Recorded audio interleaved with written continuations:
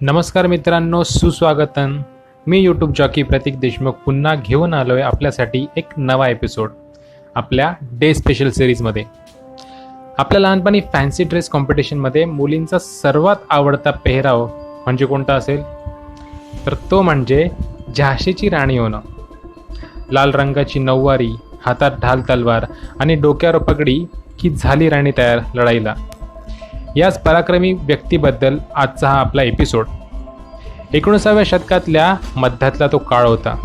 इंग्रजांनी जवळजवळ पूर्ण हिंदुस्थान आपल्या जुलमी पाशात जखडून टाकला होता. फोडा आणि राज्य करा या तंत्राने ब्रिटिशांनी अनेक स्वदेशी राजांना शरणागती पत्करायला लावली होती.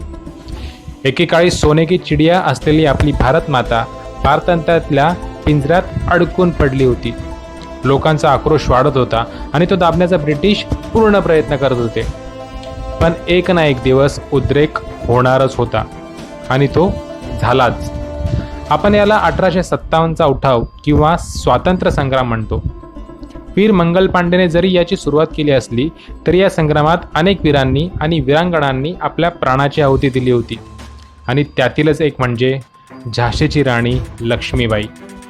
शौर्य, पराक्रम, राष्ट्रनिष्ठा, कर्तव्यपरायणता आणि दृढ निश्चय हे सर्व गुण अंगी असलेली व्यक्ती म्हणजे राणी लक्ष्मीबाई. पण कुणीही जन्माचा तेवढा गुणसंपन्न असतोच असं नाही. प्रत्येकाला काबिल बनवते ती म्हणजे परिस्थिती आणि त्याची संघर्ष करायची ताकद. या एपिसोडमध्ये लक्ष्मीबाईंची जीवन कहाणी अगदी मोजक्या शब्दात वर्णन करूया आणि आपण त्यातून काहीतरी प्रेरणा घेण्याचा प्रयत्न करूया. लक्ष्मीबाईंचा जन्म 19 नोव्हेंबर 1828 मध्ये वाराणसी येथे झाला. लहानपणीच आईचा आधार हरपल्यामुळे त्यांचा सांभाळ त्यांचे वडील मोरोपंत यांनीच केला होता. ते बिठूर येथे दुसरे बाजीराव यांच्याकडे कामाला होते. आपल्याला माहिती असेल 1818चा जो वसईचा करार झाला होता, ज्या करारामध्ये दुसऱ्या बाजीरावांनी इंग्रजांबरोबर करार केला होता, हेच ते पेशवे बाजीराव. त्यानंतर त्यांना बिठूर येथे राजसंस्थान देण्यात आलं आणि ते नंतर तिकडेच स्थायिक झाले. तर याच बिठूरमधला दुसऱ्या बाजीरावांकडे लक्ष्मीबाईंचे वडील कामाला होते. तर त्यामुळे लक्ष्मीबाईसुद्धा वडिलांबरोबर पेशव्यांच्या सहवासात आल्या. तिथे त्या शास्त्राबरोबर शस्त्र चालवल्या सुद्धा शिकल्या. तर तसं बघायला गेलं तर त्यांचं खरं नाव म्हणजे माहेरचं नाव मणिकर्णिका. त्यांना मनूसुद्धा प्रेमाने लाडाने सगळे बोलायचे. अवघ्या 14व्या वर्षी त्यांचा विवाह झाशीच्या गंगाधर रावांबरोबर झाला. पण म्हणतात ना, महान विभूतींचा जन्म हा राजमहाली सुख भोगण्यासाठी नव्हे तर मातृभूमीच्या सेवेकरताच झालेला असतो. राणीचा संघर्ष सुद्धा इथूनच सुरू झाला. राणीच्या पहिल्या मुलाचा जन्म होऊन अवघ्या 4 महिन्यात त्याचा मृत्यू झाला. मग एक मुलगा दत्तक घेऊन त्याचं नाव दामोदर ठेवलं गेलं. गंगाधररावांची प्रकृती सुद्धा त्यांना साथ देत नव्हती. त्यामुळे ते सुद्धा राणींना लवकरच सोडून मृत्यूच्या अधीन झाले. आता राणी एकट्या पडलेल्या होत्या. त्यांच्यासमोर 2 निर्णय होते. एक तर विधवा होऊन ते परत आपल्या माहेरी जाणं किंवा विधवा होऊन आपल्या राज्याचा सांभाळ करणं. पण याच काळात इंग्रज ऐती मिळालेली संधी पाहून दामोदरच्या दत्तक घेण्याला अवैध ठरवून झाशीच्या किल्ल्यावर ताबा मिळवतात.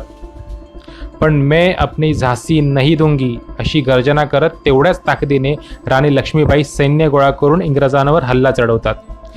पण सैन्यबळ कमी पडल्याने त्यांना तेथून सुटून दामोदरबरोबर कल्पी या ठिकाणी तात्या टोपेंकडे आश्रय घ्यायला लागतो. म्हणजे त्या युद्धामध्ये, झाशीच्या युद्धामध्ये लक्ष्मीबाईंचा पराभव होतो आणि पण दामोदराच्या संरक्षणामुळे आणि पुढच्या रणनीतीसाठी लक्ष्मीबाई कल्पीला तात्या टोपेंकडे आश्रय घेतात. नंतर अगदी शर्तीचे प्रयत्न करून तात्या टोपे आणि विद्रोही सैनिकांच्या मदतीने राणी ग्वालियरच्या किल्ल्यावर हल्ला चढवतात आणि तो आपल्या ताब्यात घेतात.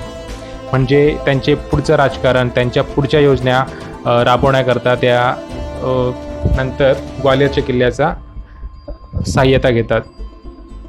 पण या काळातसुद्धा इंग्रज शांत बसणारे नव्हते. या काळात ह्यू रोज हा नवीनच आलेला अधिकारी सैन्य दलात सहभागी होतो आणि पूर्ण सैन्याला मार्गदर्शन करण्याकरता रुजू होतो. ह्यू रोजच्या नेतृत्वाखाली त्यांनी ग्वालियरचा कोटा येथे राणी आणि त्यांच्या सैन्यावर हल्ला केला. लक्ष्मीबाई पुरुषांच्या सैनिकी पोशाख करून स्वतः युद्धात उतरल्या होत्या, पण ब्रिटिशांच्या अफाट सैन्यापुढे राणीचं सैन्यबळ फारच थोडं होतं.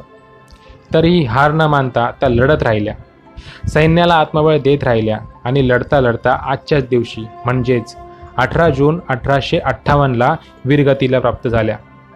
त्यांच्या मृत्यूबद्दल सुद्धा अनेक दंतकथा आहेत. तर त्यांचा मृत्यू कसा झाला, युद्ध करता करता झाला किंवा युद्धातून पळाल्यानंतर युद्धभूमीच्या बाहेर कुठे झाला, कोणी बोलतं मंदिरात झाला, तर कोणी बोलतं त्यांच्या डोक्यावर वार केला गेला, तर ती वेगळी गोष्ट आहे. पण आज आपल्याला बघायचं की आज त्यांचा मृत्यूदिन म्हणजेच त्यांचा स्मृतिदिन. तर महाराणी लक्ष्मीबाईंची ही शूरगाथा इतक्या कमी शब्दात सांगणं तर शक्यच नाही, पण ज्यांना एवढंसुद्धा माहीत नाही त्यांच्यासाठी हा छोटासा प्रयत्न. मूळ मुद्दा असा की राणींच्या संघर्षपूर्ण जीवनगाथेतून आपण काय घ्यावं. तर सर्वात पहिली लक्षात घेण्यासारखी गोष्ट म्हणजे गंगाधररावांच्या मृत्यूनंतर इंग्रजांचं वर्चस्व स्वीकारून राणी आयुष्यभर महालात सुखाने राहिले असता, पण त्यांनी मातृभूमीचे उपकार फेडण्याकरता संघर्ष करायचं ठरवलं. युद्ध करण्याकरता पुरेसं सैन्य उपलब्ध नसताना सुद्धा हार न मानता त्यांनी सामान्य जनतेला लढण्याकरता त्यांच्यात देशभक्तीची ज्वाळा पेटवली. प्रसंगी महिलांची सैन्य तुकडी उभारली. त्यांच्या मते स्वातंत्र्य भोगण्याचा आणि तो मिळवण्याचा सर्वांचाच समान वाटा हवा. आत्मसमर्पणापेक्षा त्यांनी संघर्षाचा मार्ग निवडला. आपण पाहू शकतो की इतिहासात अनेक उदाहरणं जिथे हार माहीत असून सुद्धा अनेक लोकांनी संघर्ष केला होता. वेढात दौडलेल्या 7 मावळ्यांना सुद्धा हे माहिती होतं की हशम हजारोंच्या संख्येने आहेत आणि त्यांच्यासमोर आपला निभाव लागणार नाही. असेंब्लीत बॉम्ब फेकल्यावर भगतसिंगांना माहिती होतं की दुसऱ्या क्षणी आपण पकडले जाणार आहोत. सारागडीमधील 21 जवानांना माहिती होतं की 10,000 पठाणांसमोर ते टिकू शकणार नाहीत आणि त्यांचा मृत्यू अटळ आहे. पण तरीही या लोकांनी संघर्ष केला आणि तो कशासाठी माहिती आहे? तर तो याच्यासाठी की प्रत्येकाच्या मनात स्वातंत्र्यतेची अग्नी प्रज्वलित करण्यासाठी, प्रत्येकाला समजावण्यासाठी की ही भूमाता तुमची आहे आणि ती तुमच्यापासून कोणी हिरावून घेत असेल तर तुम्हाला सुद्धा संघर्ष करावा लागेल. लक्ष्मीबाईंच्या मृत्यूनंतर ह्यू रोजने सुद्धा मान्य केलं की ब्रिटिशांनी अनेक शत्रूंचा पराभव केला, पण लक्ष्मीबाईंना नमवणे हे त्यांना सर्वात कठीण गेलं होतं. माझ्याकडे काही नाही आहे असं सांगून आधीच हार मानणारे खूप असतात, पण काही नसताना सुद्धा आपलं सर्वस्व पणाला लावणारे कधीतरी जन्म घेतात. त्यातलीच ही एक वीरांगणा. अगदी पुरुषाला सुद्धा लाजवेल अशी मैदान मारणारी ही वीरयोद्धा, त्यांना माझा त्रिवार नमस्कार. म्हणूनच उगाच नाही म्हटलं गेलं, बुंदेले हर बोले के मुँह में हमने सुनी कहानी थी, बुंदेले हर बोलो के मुँह हमने सुनी कहानी थी, खूब लड़ी मर्दानी वह तो झांसी वाली रानी थी. धन्यवाद. जय हिंद.